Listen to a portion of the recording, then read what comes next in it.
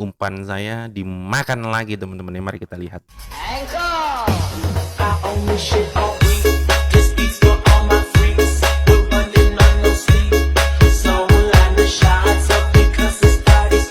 Halo, selamat siang teman-teman semuanya. Terima kasih ya sudah menyempatkan waktunya kembali untuk menonton jurnal trading harian saya di platform Quotek ini. Dan saya ucapkan beribu-ribu terima kasih yang sudah subscribe channel saya, yang sudah like channel saya, maupun yang sudah komentar di setiap video-video saya. Semoga menjadi berkah buat kita semuanya. Amin. Saya berdoa agar kita semua dalam keadaan sehat dan dimudahkan segala urusannya. Amin ya rabbal alamin. JD Trade channelnya YouTube Trader Pemula. Teman-teman, saya mau lanjut lagi di jurnal trading harian saya. Terakhir saya trading di tanggal 11 Januari dan sekarang sudah tanggal 13 Januari dan saya tetap setia menggunakan strategi trading 1 menit ya dengan 2 indikator sebagai acuan untuk open posisi naik maupun open posisi turun. Untuk settingannya tidak ada perubahan di soft trend cycle maupun di awesome oscillator, sama seperti di trading saya sebelum-sebelumnya, teman-teman. Dan TF-nya juga sama di TF 1 menit, di time frame 1 menit, dan untuk waktunya juga di 1 menit. Ada yang bertanya, Om, kenapa nggak pakai strategi yang lain? Ya, teman-teman, kalau saya gonta-ganti strategi, yang ada saya akan mulai lagi dari nol. Saya akan memahaminya lagi dari awal, ya. Tapi kalau di saat saya menguasai satu strategi dan saya sempurnakan, saya berproses, lama-lama kita menjadi paham karakternya, market seperti apa menggunakan strategi ini. Begitu. Tapi kalau saya gonta-ganti, bukan menjadi seorang yang ahli, yang ada menjadi seorang yang campur-campur dan tidak akan menguasai di satu bidang. Tentunya kita mau jualan bakso, kita akan tahu ya. Kita mau jadi spesialis penjual bakso. Kita akan mencoba rasanya, kurangnya apa, baksonya enak atau enggak, mie-nya yang mana. Sampai benar-benar kita menguasai untuk menjadi penjual bakso tersebut. Sama, saya kalau gonta-ganti strategi ya paling 1 atau 2 strategi yang benar-benar harus saya pahami, saya kuasai. Tapi kalau banyak, akhirnya bingung teman-teman. Bukannya untung, malah buntung. Benar nggak? Oke. Lalu ada juga yang bertanya, Om, uangnya udah 170 juta 924 begitu ya. Kenapa nggak ditarik aja? Sebetulnya gatel teman-teman. Pengen sih gue tarik ya, pengen saya tarik. Tapi saya berpikir juga, setelah saya tarik masuk ke bank, terus gimana orang bunga bangannya 0%? Nih, saya akan kasih tahu teman-teman ya, di artikel di CNBC Indonesia. Nih, kalau teman-teman mau baca di sini agak lama sedikit teman-teman ya, supaya teman-teman paham. Menabung di bank sekarang bikin boncos, mending di sini aja. Saya baca, di tengah inflasi tinggi dan ancaman resesi, menabung di bank kurang menguntungkan karena bunga yang rendah bahkan hingga 0%. Uang kamu pun akan diperas nilainya hingga tidak berharga oleh inflasi. Lantas di mana tempat yang aman untuk menyimpan uang? Dengan bunga tabungan 0%, menyimpan uang di bank saat ini hanya sedikit lebih baik dengan menyimpan uang di bawah bantal. Setidaknya uang akan lebih aman dari debu dan serangga. Suku bunga tabungan Bank BCA saat ini sebesar 0% per tahun untuk tabungan di bawah 10 juta. Sementara dari 10 juta hingga 500 juta hanya 0,01%. Kemudian suku bunga tabungan Bank Mandiri pun serupa. Artinya dengan tabungan 500 juta di rekening bank hanya bisa mendapatkan semangkuk ramen dalam 1 tahun. Mie ayam cuy.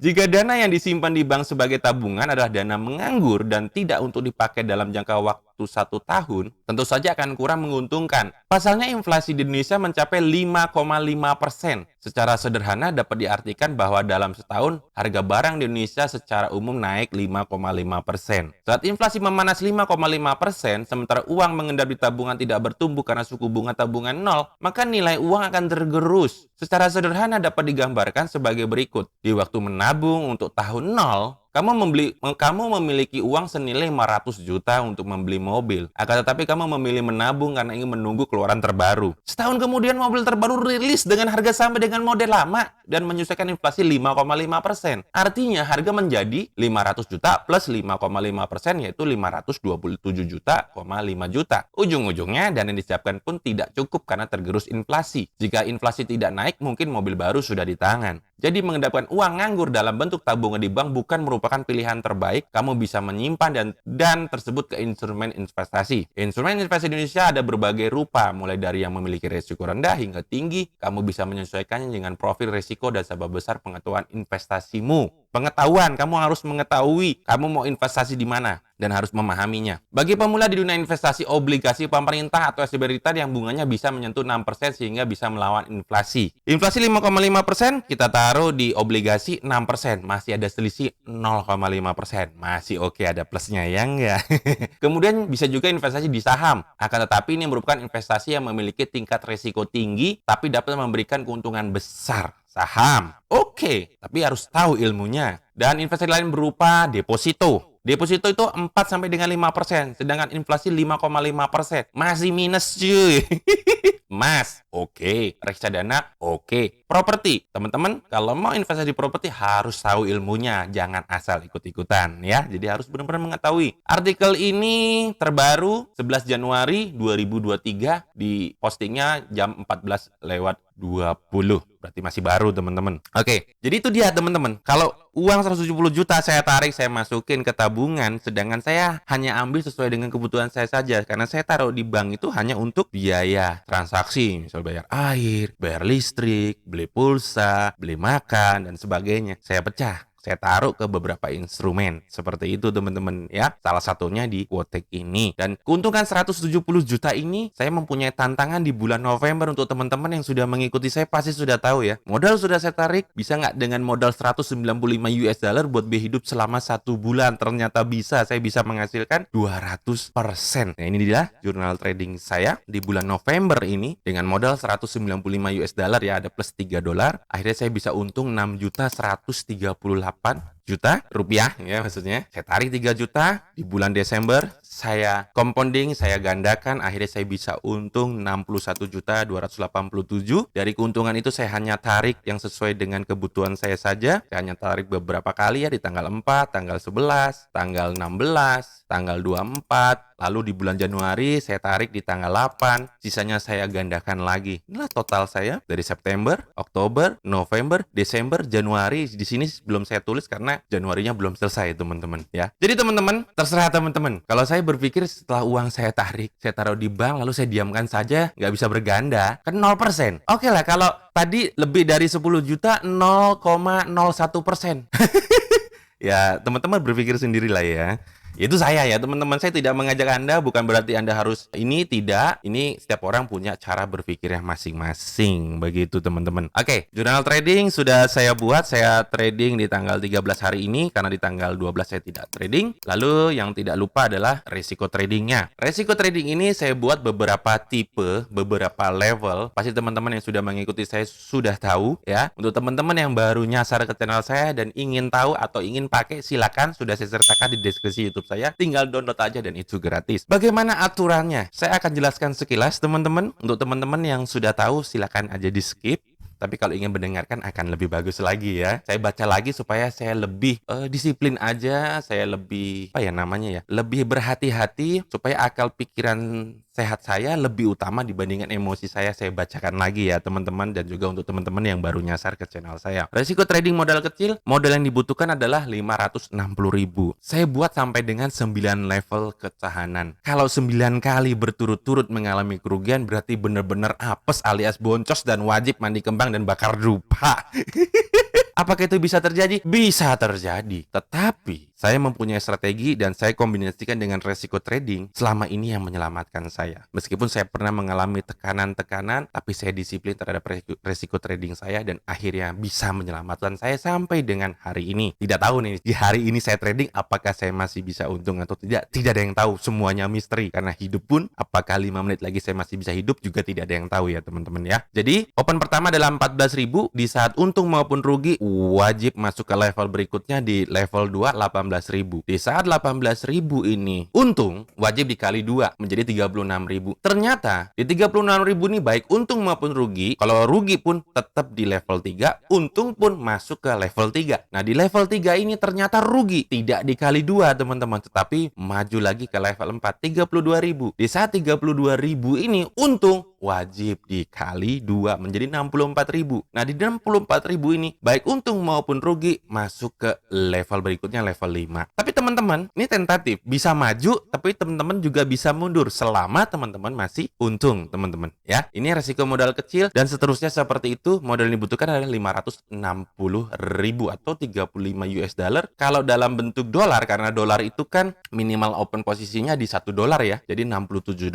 Lalu saya buat yang moderat, saya buat juga yang medium 1, saya buat juga medium 2, medium 3, dan besar 1. Dan besar 2 yang terbaru sudah saya update. Jadi semakin besar resikonya, otomatis semakin besar keuntungannya. Sama di saham juga, resikonya besar, tapi keuntungannya juga besar. Sama, di trading juga sama. Semakin kita maju ke level berikutnya, otomatis resikonya semakin besar, tetapi keuntungan juga semakin besar. Nah, sekarang keuntungan saya ada 170 juta. Nah, saya bisa masuk ke besar 2 nih teman-teman. Modal yang dibutuhkan 93 juta. Tapi ini terlalu besar, hampir 50%-nya. Ya kita mundur aja, teman-teman. Di sini ada beberapa tipe atau beberapa pilihan. Oh, saya mau resiko saya hanya 1%. Ya, saya masuk ke resiko trading modal kecil. Saya mulai dari 14.000. Oh, saya mau resiko saya 2%. Oh, saya mau pakai yang moderat. Jadi kalau sampai saya rugi, saya hanya ruginya 1.950.000. Oh, saya agak agresif gitu ya. Agak beranilah menerima resiko supaya keuntungan saya agak lebih besar. Oh, saya mau yang resiko saya di medium 1, 5%, di 150.000 misalnya begitu. Oh, saya agak berani, saya itu mental pejuang, saya itu bukan pecundang gitu, tapi tetap harus ingat resikonya. Oh, saya mau masuk medium 2, resikonya 11 juta. Ya kurang lebih sekitar 5% lah, 5-7% begitu. Ya, jadi teman-teman tinggal dipilih saja tipenya teman-teman seperti apa. Oh, saya takut, saya mau santai aja gitu ya. Ya, saya pakai yang modal kecil. Nah, itu seperti itu teman-teman. Nah, karena saya sudah mencapai target dan melebihi dari ekspektasi saya hanya dalam beberapa kali trading ya teman-teman ya. Di sini 1, 2, 3, 4, 5, 6 kali saya sudah untung 6.924 US dollar atau sekitar 107 juta. Dan masih ada waktu kurang lebih ya 18 hari lagi, dan ini banyak bolongnya saya ya, tidak setiap hari saya trading. Dan di tanggal 13 ini saya akan pakai yang ini aja, karena saya sudah bilang di video saya sebelumnya dari tanggal 1 sampai dengan tanggal 15 biasanya saya genjot ya. Genjot. Nah, tanggal 16 sampai tanggal 30 saya santai, tapi ini belum nyampe tanggal 15 sudah melebihi dari target ya, sudah 100% lebih bahkan. Saya mau pakai yang ini aja teman-teman nih ya, yang oke, resiko trading saya ini 5%, 6%, yang medium 2 dari 300.000. Saya mau yang resiko trading saya 5 sampai dengan 6% dari 300.000. Kalau saya 9 kali mengalami kerugian, rugi saya 11.700.000. Tapi selama ini belum mencapai ya teman-teman ya, sampai 9 kali berturut-turut begitu teman-teman ya. Mohon maaf teman-teman, videonya jadi panjang, kebanyakan bacotnya, tapi saya ingin teman-teman paham ya, tapi juga tidak harus diikuti teman-teman. Ini hanya pemikiran saya saja, dan apa yang saya share ini adalah jurnal trading pribadi saya, dan mudah-mudahan bisa bermanfaat. Ambil yang baiknya, yang buruknya jangan Anda ambil ya teman-teman ya. Saya pakai yang medium 2 mulai dari 300.000. Saya akan buka-buka aset yang mendukung dari strategi tradingnya. Ya teman-teman, di sini saya open di aset NZD CHF ke atas. Kalau teman-teman lihat, signalnya sudah mendukung ya di dua indikator Subtrend Cycle maupun Awesome Oscillator. Garisnya berwarna hijau dan batangnya juga berwarna hijau di bawah level 0 garis horizontal. Saya open di 300.000 ya, sesuai dengan resiko tradingnya dengan durasi waktu 1 menit dan di time frame-nya juga 1 menit. Oke, mari kita lihat.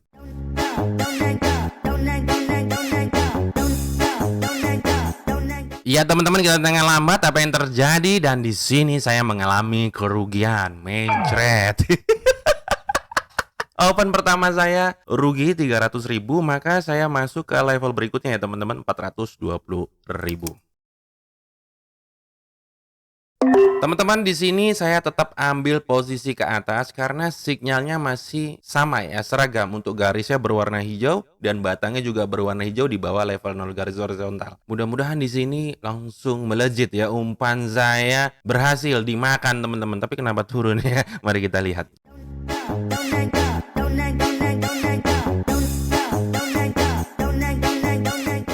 Iya teman-teman, kita tengah lambat apa yang terjadi di sini 1 juta% umpan saya gagal lagi cuy. Oke, sesuai dengan resiko tradingnya saya masuk ke level 3 ya, jadi 540.000. Nah di sini saya sudah rugi 2 kali teman-teman, minusnya 46 US dollar. Ya teman-teman, di sini saya open posisi naik di aset AUD CHF ya. Mudah-mudahan umpan saya ini dimakan ya. Karena untuk sinyalnya sudah mendukung, saya disiplin terhadap strategi saya. Garisnya berwarna hijau dan batangnya juga berwarna hijau di bawah level 0 garis horizontal. Saya masuk di level 3 yaitu 540.000. Mudah-mudahan umpan saya ini profit teman-teman ya. Mari kita lihat.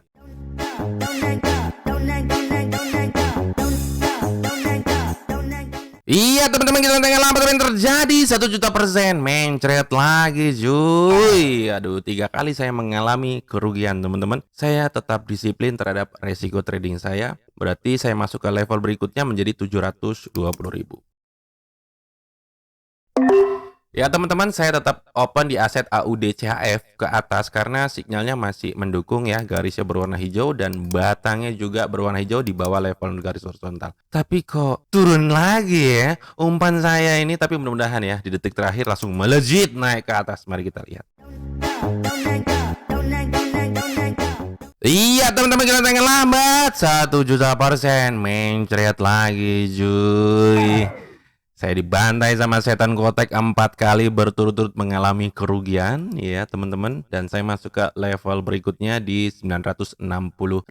Saya tetap setia teman-teman karena selama ini yang menyelamatkan saya. Di sini saya tidak akan open posisi lagi karena untuk garisnya berwarna merah betul dan batangnya tidak di atas level 0 garis horizontal tapi di bawah. Untuk saya open posisi turun, batangnya harus di atas level 0 garis horizontal. Sebaiknya saya akan ganti aset lain. Ya teman-teman, saya open di aset CAD CHF ke atas. Kalau teman-teman lihat garisnya di Southern Vertical mendukung berwarna hijau dan batangnya juga berwarna hijau di bawah level 0 garis horizontal ya di Awesome Oscillator. Atas dasar itu saya ambil posisi naik. Mudah-mudahan umpan saya ini dimakan teman-teman ya. Mari kita lihat.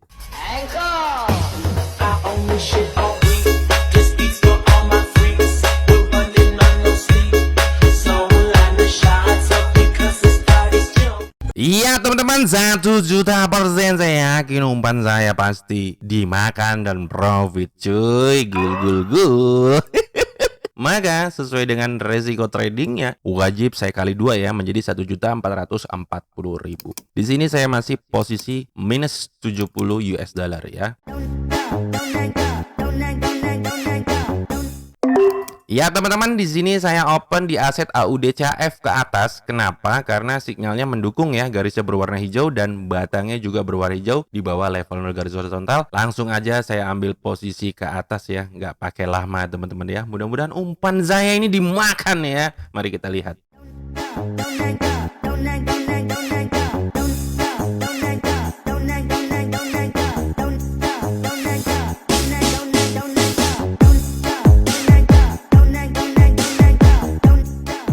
Iya teman-teman, kita tengah lambat karena saya yakin 1 juta% setan aja nggak bisa ngejar teman-teman, dan pastinya profit dan gul.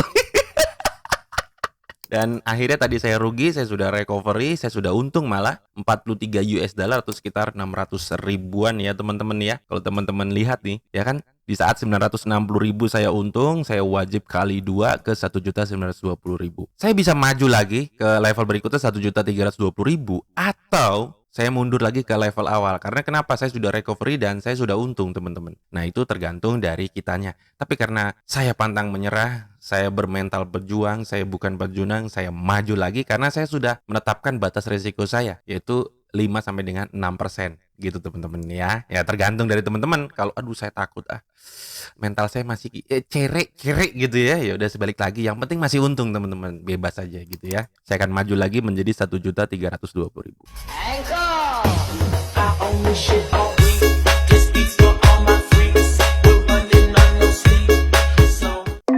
Ya teman-teman, di sini saya open di aset McDonald ke bawah. Kalau teman-teman lihat untuk sinyalnya sudah mendukung ya. Garisnya berwarna merah dan batangnya juga berwarna merah di atas level 0 garis horizontal. Pada saat itu saya ambil posisi turun di durasi waktu 1 menit dan mudah-mudahan di sini umpan saya dimakan lagi teman-teman. Mari kita lihat.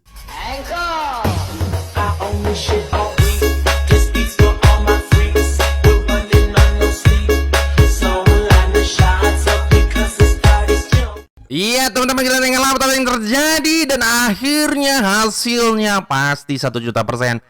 Gol profit teman-teman ya. Saya sudah untung 121 US dollar atau sekitar 1,8 juta teman-teman ya. Udah bagus banget itu teman-teman ya. Dan sepertinya udah dulu karena memang saya mau santai aja dan durasi juga tidak terlalu panjang. Jadi saya udah nyaman aja menggunakan strategi trading 1 menit ini di 2 indikator maupun di resiko tradingnya teman-teman ya. Saya sudah untung 121 US dollar. Di sini saya tulis. Ya teman-teman, durasi waktu 27 menit sama dengan bacotnya. Saya sudah untung 121 US dollar profit menggunakan strategi trading 1 menit. Dan saya sudah untung 7.045 US dollar atau sekitar 109 jutaan. Dan itu dia, mudah-mudahan apa yang sudah saya share ini bisa bermanfaat juga buat teman-teman. Ambil yang baiknya, yang buruknya jangan ambil. Tetap semangat, terima kasih yang sudah menonton. Ambil saja yang baiknya gitu teman-teman ya. Sampai ketemu lagi di jurnal trading harian saya berikutnya.